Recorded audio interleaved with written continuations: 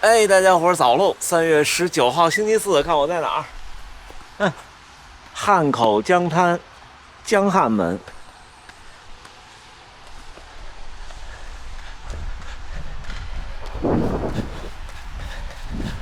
今天是赛后第一次正经出来晨跑，这次这伤我真往心里去了，要休息休息。但是好消息是，这场比赛之后，这个伤没有变更严重。哎，这就是这种伤的特点，我觉得会比没发作之前的时候肯定是要重，但是没有因为一场比赛说我就比以前更疼了，并没有。你看远处应该是拍不到，那是一个特别高的楼，对啊。哦，这个景观，南方的感觉。我可以把手机收了吧。这昨天见到了熊娟大神，我们交流了一下这种伤情，就是这样，就是腿会突然不自觉的一软，但是呢，不可避免，我觉得练到一定程度，多多少少会有一点点。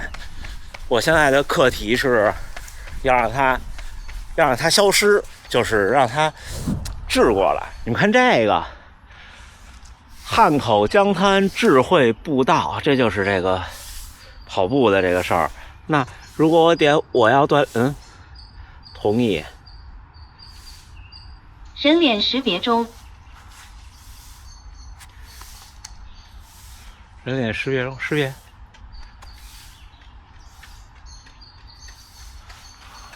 别帽子。不行呢，我自己都看不清我，就这么着，给它关上。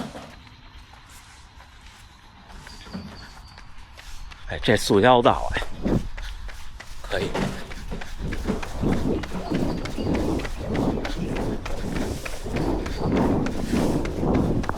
今天上午一开门就去博览会，之后今天有一天工作要做，明天还是要有一天工作要做。这次武汉马拉松没有目标了。比赛日节目的评论和弹幕我都看了，特别感谢大家。我到最后也不知道摔了那兄弟到底是怎么回事儿。但是这种比赛这样一摔，基本就有不了好成绩了。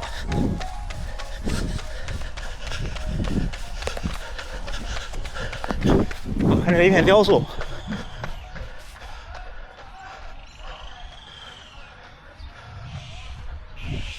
最近训练营也第一期进入了尾期，基本上大家的目标赛事不是这周末的武汉无锡，就是下周末石家庄、盐城这些。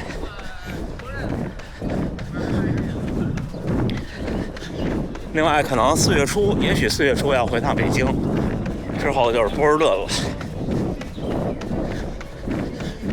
上半年行程还是很满的，抓紧努力的恢复。两场比赛之间，不能像我这样不怎么跑步，因为我这次是养伤。你背靠背的比赛之间，跟大家之前也分享过，全马背靠背、半马背靠背都分享过。就是慢跑是最好的恢复方式之一，其实休息也是，但是你要看你恢复的目标是什么。如果你恢复的目标是这是我赛季最后一场比赛，我要休息，然后我要迎接夏训或者冬训，那我觉得这场比赛之后这一周降到之前的40%去休息加慢跑没问题。如果是2场背靠背的比赛，同时第2场你又想好好跑的话，虽然我觉得就算想好好跑，也不可能说2场背靠背的第2场跑出最好成绩。但是如果你想跑得不那么辛苦，那我2场比赛之间，我的观点是降到平时的60%到50%，就不能降太多。2场比赛背靠背之间，难的不是坚持跑量的慢跑，而是说你这一周你不太能完全不顾及速度感，因为一场比赛之后，我们的速度感会就怎么说会懈怠，至少我是，这是心态的问题。就换个视角给大家说，举不动了，都是跑步的。两场比赛之间，无论是2场全马、1场半马、1场全马，还是全马、半马，这之间这一周要有1到2次的速度感。如果我们没有比赛的时候，那这速度感一般是在周3和周6。就周3一般我这么安排，我会安排5到6个400米，然后周6的时候，周6的速度感就差不多慢跑2-3公里之后冲3到5个200米。这是如果没有比赛，就不是背靠背。如果是背靠背的话，那这周3就不建议跑那么多。像我的训练营的小伙伴有上周跟我一起跑了上海半马，然后这周末是无锡全马。他是没有受伤的情况下，我安排的就是6个400周3。但是我跟他讲的是说跑3个跑4个都可以，就还是要跑到400，这是我的观点。之后周6的那个就要重视，周6的那个要努力跑。但速度怎么分？一般周3的这个6个400，无论你是不是背靠背，这400差不多跑到你的半马配速，快几秒就足够了，就比你的 LT2 快一点点。周6的那个相对要快一些，周6那个基本上不能说是全力以赴的冲刺，而是差不多3000或者5000。如果你跑3000或5000多快，那你就跑多快。有这些速度感在这儿，你比赛的时候就能一下就能起得来。尤其是你第2场如果是半马，如果准备的是半马比赛，这更重要。全马比赛其实还好，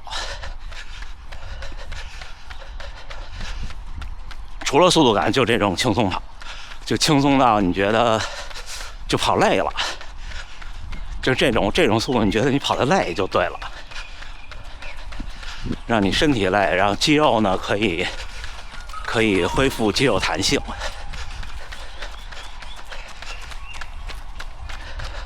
哦，你看这青蛙推什么呢？这推的也不是木，不知道。看，哎，这环境不错啊。有人说现在我肌肉是酸疼的状态，是不是这样跑不对？也有人说，哎，我这叫排酸跑，其实不是这样的，就是没有酸，你产生那点酸，很快赛场上就代谢掉了。如果酸代谢的那么慢，那就不会说运动员们练间歇，练完刚摁完表，教练马上过来扎手指头，那差一会儿差可多了。所谓的肌肉疼都是有组织的破坏和炎症反应。那这时候慢跑，一方面因为你动了肌肉，这个组织呢肯定是要比你休息还会有更多的破坏，这无可厚非，肯定是这样。但是呢，就跟我们拔罐子一样，它能让你的恢复变快，就是你动起来了，你的身体人都是被动的趋利避害，被动的在调整，他就发现，哎，我还是需要动，所以呢，给他的恢复就会做得好一些，血液循环呢也会好一些，就是这样。那为什么对我这伤我选择了休息呢？因为我这伤不是这回事儿，我这伤是个陈旧的劳损问题。但是今天我还是出来跑步了。今天是周4，跑完去博览会，明天再轻松跑。周6的时候呢，我这次就放弃冲击组了，差不多就稍微加一加，跑一跑。周6去把武汉马拉松完成，给屏幕前到赛季有背靠背的小伙伴们一个不成熟的经验分享。你就这样试一试，但是总跑量要控制住，总跑量就是平时的50%就好了。嘿，小伙伴们，3月19号星期4，在江边跑了10公里，走走跑跑，停下拍照，平均配速5分40，我一直没停表。哎，这挺有意思啊！看，这是工商银行，有人跟他合个影。这有一个书店，哇，好大呀！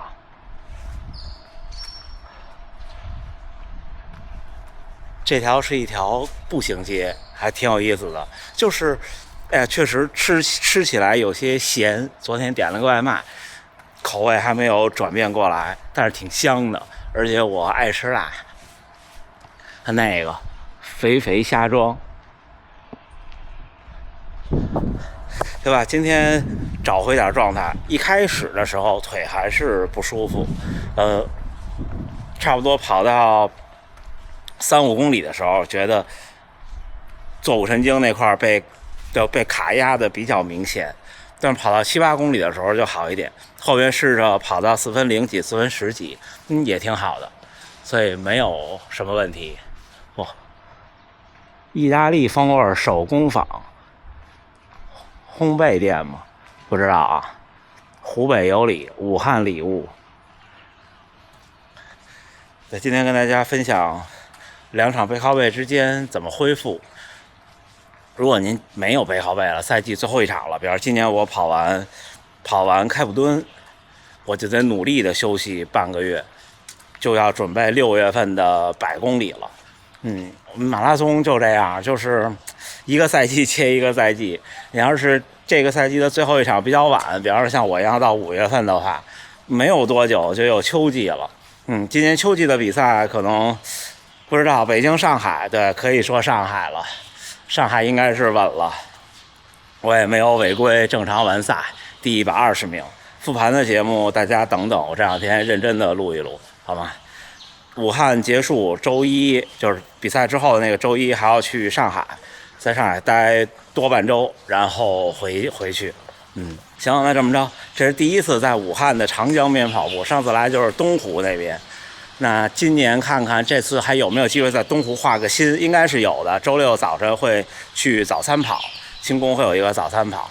那最后还是在武汉，祝大家能努力生活，健康平安。咱们下回再见。